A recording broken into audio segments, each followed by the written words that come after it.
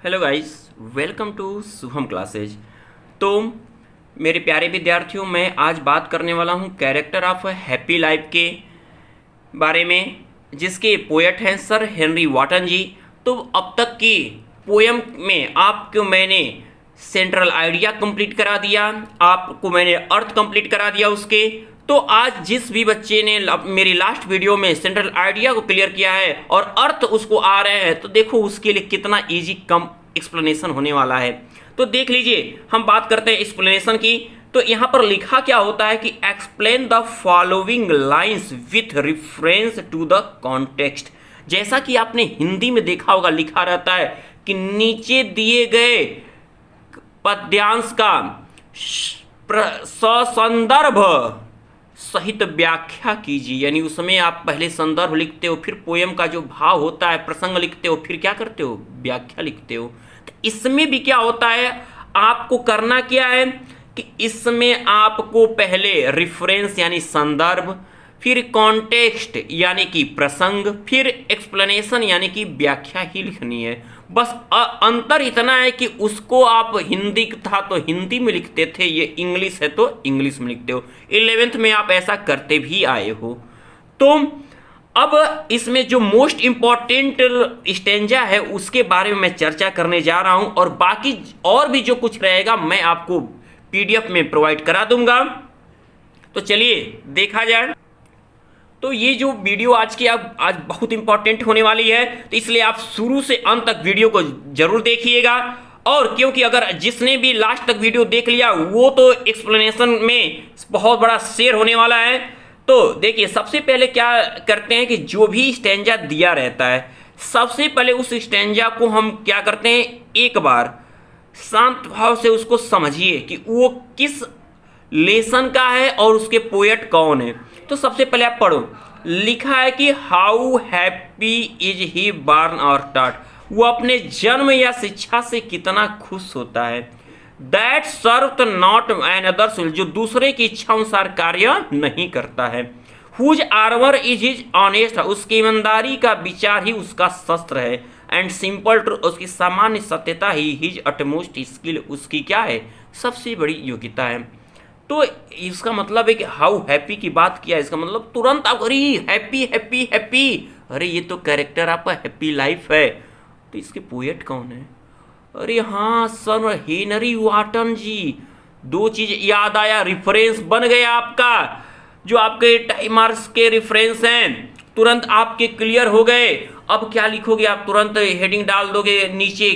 आपको तो ये पेपर में रहेगा, ये लिखना नहीं है, आपको क्वेश्चन नंबर और डालकर पहले रेफरेंस स्टाइल, ये नहीं कि आप स्टेंजा आप अपने आंसर शीट पे लिखोगे, ऐसा काम आपको नहीं करना है। आपको तुरंत रेफरेंस हेडिंग डालनी है। तो रेफरेंस आपने यहाँ हेडिंग डाल दिया। अब उसमें आपने रेफरेंस के लिए यानी संदर्भ के लिए आपको जो है लेसन का नाम और पोएट का नाम आना चाहिए। तो देखो आप लिखोगे कैसे, बस ये लाइन सब में कॉमन होगी।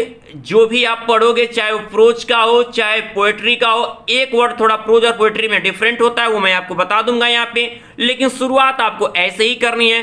क्योंकि अलग अलग भी तरीके होते हैं, लेकिन अगर मैं आपको यहाँ पर पैसेज बताऊं, पैराग्राफ बताऊं, तो यहाँ हैव, तो यहाँ दिस, ये बहुत डिफरेंट करेगा। तो मैंने आपको यहाँ पर ऐसा इजी रेफरेंस लिखा है जो आपको ये लाइन क्या चले, पोएम में भी चल जाए और प्रोज में भी चल जाए। उस तरह पोएम में स्टैंजा करते हैं तो लोग, तो कभी कभी ये चीजें क्या होती है, बहुत फर्क करती है, क्योंकि स्टैंजा के साथ हैज होता है, तो हैज है आप लगते हो अंतर कर रहे हैं, गलत हो सकती हैं कभी आपके माइंड में। तो आप लिखोगे क्या कि दीज लाइन्स, ये पंक्तियां हैव बीन टेकन, ली गई हैं फ्रॉम द पोअम, कविता से। अब यहां पर देखो प्रोज होगा तो यहीं पर पोअम की जगह क्या होगा, लेसन होगा, यहीं पर लेसन होगा, ठीक है। अब यहां पर तुरंत उस जैसे ही पोएम लिखोगे तो पोएम का नाम हो जाएगा। आप कहोगे सर पोएम को पोएम के कह रहे हैं, तो शुद्ध उसका प्रोनाउंसिएशन क्या होता है, पोएम ही होता है। तो character of a happy life, जब भी चैप्टर का नाम लिखते हैं हमेशा प्रत्येक वर्ड का पहला लेटर क्या होता है, कैपिटल लेटर। जैसा कि हमने देखो यहाँ भी थोड़ी सी गलती हमसे भी हुई, तो हमने इसको कैपिटल लेटर बना दिया है। तो आप हमेशा प्रत्येक वर्ड का क्या करोगे, लेटर कैपिटल ही लिखोगे, लेसन का और पोएट का। तो These lines have been taken from the poem Character of a Happy Life। अगर प्रोज रहेगा तो पोएम की जगह लेसन हो जाएगा। और देखो जैसे हमने यहाँ पर लिखा है कंपोज्ड, क्या लिखा है कंपोज्ड, कंपोज्ड बाई, तो यही अगर प्रोज से रहता यानी ये गद्यांश होता तो आप क्या लिखते हैं यहाँ पर रिटेन बाई, अब पोएम है तो कंपोज, और कोई डिफरेंट नहीं, बाकी सब चीजें सेम है। यहाँ पर लेसन का नाम, यहाँ पर आपके पोएट या राइटर। ओके, तो ये कंपोज्ड बाई कौन थे, अभी ऊपर आपको हमने लिखा था क्या, सर हेनरी वॉटन, याद कर लीजिए, character of happy life Henry Wotton, तुरंत लिखोगे these lines have been taken from the poem character of happy life composed by sir Henry Wotton. कितनी शानदार बात है ना। चलिए कॉन्टेक्स्ट देखिए, कॉन्टेक्स्ट का अगर सर ये तो आपने एक्सप्लेनेशन में यही लाइन पहली लाइन लिखी थी, सर हम तो कॉन्टेक्स्ट और रिफरेंस में तो नंबर पा गए, तो हाँ आप रिफरेंस और कॉन्टेक्स्ट अगर आ गया कैरेक्टर ऑफ हैप्पी लाइफ का तो इसमें तो आपको रटने की जरूरत ही नहीं पड़ेगी, तुरंत आपके 5 मार्क्स क्या हो जाएंगे, फिक्स हो जाएंगे। तो मैंने बोला था आपको सेंट्रल आइडिया में कि बस आपको बस इस स्टार्टिंग हमेशा किसी भी पोएम में या किसी भी प्रोज की कॉन्टेक्स्ट को शुरू करेगा कि इन दीज लाइंस, ये एक मेथड आप समझ लीजिए कि एक तरीके की विधि है कॉन्टेक्स्ट लिखने की शुरुआत करने की। उसके बाद अगर प्रोज रहता है तो यहाँ पर क्या लिखोगे आप राइटर, और जो मेन लाइन 1-2 लाइन निकाल लोगे कि उसमें मुख्य बात कहना क्या चाहें। तो चारों लाइन में आपने देखा कि उन्होंने प्रसन्न व्यक्ति के गुण को ही बताने की कोशिश किया है, वो प्रत्येक लाइन की बात छोड़ी, प्रत्येक स्टैंजा में उन्होंने प्रसन्न व्यक्ति के गुणों को बताने को। तो इस पोएम क्या कोई भी स्टैंजा अगर एग्जाम में आपको आ जाता है तो उसका कॉन्टेक्स्ट आप यही बस लिख देना, दूसरा लिखने की जरूरत नहीं है। अब क्योंकि दूसरा आपको सोचोगे तो दिक्कत होगा, होने को लिख सकते हो लेकिन अगर ये लिख दोगे तो आपको कोई भी गलत काट नहीं सकता है। जो कभी बताता है कि नहीं हर पोएम का स्टैंजा अलग अलग लिखो, ये जो है कॉन्टेक्स्ट अलग अलग लिखो, तो ये जरूरी नहीं है। इस पोएम में ये काम, हाँ कुछ पोएम में ऐसा नहीं कि एक ही कॉन्टेक्स्ट से काम आपका चल जाएगा, लेकिन इस first lesson character of happy life में आपका एक ही कॉन्टेक्स्ट आप हर स्टैंजा के लिए यूज कर सकते हो। तो in these lines the poet describes the qualities of a really happy man. इन पंक्तियों में कवि जो है एक सच्चे प्रसन्न व्यक्ति के गुणों को बताते हैं। अब ये आपका कॉन्टेक्स्ट 5 मार्क्स हमने क्लियर कर दिया। अब चलते हैं लास्ट 5 मार्क्स पाने के लिए, 10 मार्क्स आपको लेने एकदम पूरी तरह एकदम छूटे ना।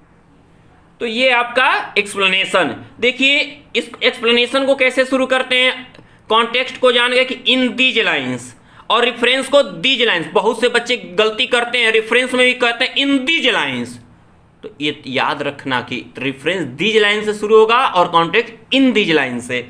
अब जब एक्सप्लेनेशन पे आते हैं तो लिखते हैं द पोएट सेज दैट या the poet describes that, the poet points out that. ये शुरुआत करने के तरीके हैं कि कभी कहते हैं कि कभी वर्णित करते हैं कि कभी स्पष्ट करते हैं कि ये सब चीजें होती हैं। अब उसके बाद क्या कहते हैं, एक एक लाइन को पढ़ते हैं। पहला लाइन में लिखा था कि हाउ हैप्पी इज ही बार्न आर टाट, वो अपने जन्म या शिक्षा से कितना खुश होता है, कौन, अ रियली हैप्पी मैन। तो एक सच्चा व्यक्ति अपने जन्म और शिक्षा से खुश होता है। That's are not another will, वो दूसरे की इच्छा अनुसार कार्य नहीं करता है। बस इसी को ट्रांसलेट करके अपनी भाषा में लिख दीजिए। देखिए एक्सप्लेनेशन एक ऐसी चीज है कि जितने टीचर बताएंगे सबका एक्सप्लेनेशन अलग होगा, जितने आप श्योर सीरीज देखोगे उस सब में एक्सप्लेनेशन अलग, क्योंकि ये आपके अंदर के खुद के द्वारा वर्णित किए गए विचार होते हैं। तो आप अगर अर्थ आता है तो अपने भावों में बस ऐसा लिखो कि वो उसी अर्थ पे डिपेंड करता हो। ये जरूर नहीं कि हर टीचर से सेम आप एक्सप्लेनेशन मिलाओगे, कह दो ये सर ऐसे कहे, ये सर ऐसे कहे, गाइड में ऐसे, तो ये कंफ्यूज मत होना, ये सबके अपने अपने विचार होते हैं। तो बस आपको परफेक्ट ट्रांसलेशन के साथ उन अर्थों को क्लियर लिख देना है। तो आपको 2 लाइन अभी हमने पढ़ा, तो लिखेंगे कि अ really happy man is not dependent, निर्भर होता ऑन अदर, दूसरों के। एक जो सच्चा व्यक्ति, खुश व्यक्ति होता है, वो दूसरों के ऊपर क्या होता है, निर्भर नहीं होता है। देखो एक्सप्लेनेशन आपका क्या है, सेंट्रल आइडिया याद होगा तो लाइन आपकी क्लियर होती जाएगी। ही इज ऑलवेज हैप्पी, वो हमेशा खुश होता है with his birth and knowledge, अपने जन्म और ज्ञान से। पहली लाइन ये न थी वो कि अपने जन्म और ज्ञान से कितना खुश होता है, तो खुश होता है with his birth and knowledge. अब तीसरे लाइन को अगर पढ़ेंगे तो तीसरे लाइन में क्या लिखा था कि whose armour is his honour, उसकी ईमानदारी का विचार ही उसका सबसे बड़ा शस्त्र है। तो इसका मतलब ईमानदारी ही उसकी सबसे बड़ी हथियार है, यही ना कहोगे आप, जिस कहते हैं ना कि honesty is the best policy, ईमानदारी सबसे एक अच्छी नीति है। तो वही लाइन ले जाओ, वही लाइन एकदम एक्सप्लेनेशन में लेकर जाओ, एकदम सेम वही लिखो। तो क्या लिखोगे कि honesty is the only weapon, एकमात्र हथियार होती है फॉर हिम, उसकी ईमानदारी उसकी सबसे एकमात्र उसका हथियार है। और फिर क्या था, फिर था कि एंड सिंपल ट्रू, और सामान्य सत्यता उसकी सबसे बड़ी योग्यता है, यानी उसका सच ही उसकी योग्यता है। किसका? और रियली हैप्पी मैन का। इसका मतलब क्या, वो सच्चाई में विश्वास रखता है। तो ही बिलीव्स, वो विश्वास रखता है in simple truth of life, जीवन के सामान्य सत्य में, वो जीवन के सामान्य सत्य में विश्वास रखता है। दिस सिंपल ट्रूथ, यही सामान्य सत्य, इज हिज बेस्ट स्किल, उसकी सबसे बड़ी योग्यता है। यानी उसकी जो ये सच्चाई है, सामान्य सच्चाई, उसकी सबसे बड़ी योग्यता है। तो आपने एक्सप्लेन किया कैसे? जैसे जैसे आपका अर्थ आपने पढ़ा था उसी को क्या किया, जिसको ट्रांसलेशन आ रहा होगा प्रेजेंट इंडेफिनिट का और सिंपल प्रेजेंट का, वो तुरंत अपने उन अर्थों को अपनी भाषा में क्या किया, ट्रांसलेट कर दिया। तो मैंने ये आपकी अर्थों को आपकी भाषा में एक्सप्लेन किया है।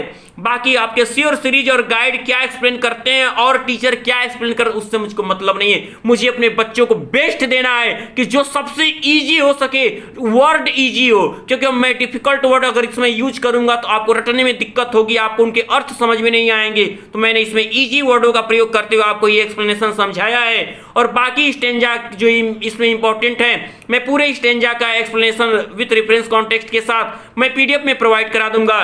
तो मैं उम्मीद करता हूं कि आज की वीडियो आपको बहुत ज्यादा पसंद आई है। तो आप इसे ज्यादा से ज्यादा लाइक और शेयर करें। और जो भी स्टूडेंट अभी हमारे सोम क्लासेस के चैनल को सब्सक्राइब नहीं किए हुए हैं, वे इसे जल्द से जल्द हमारे इस चैनल को सब्सक्राइब कर लें, ताकि एक अच्छी से अच्छी उनके नॉलेजफुल वीडियो उनको मिलती रहे। तो मेरे प्यारे बच्चों, आज के लिए आपको लिए इतना ही।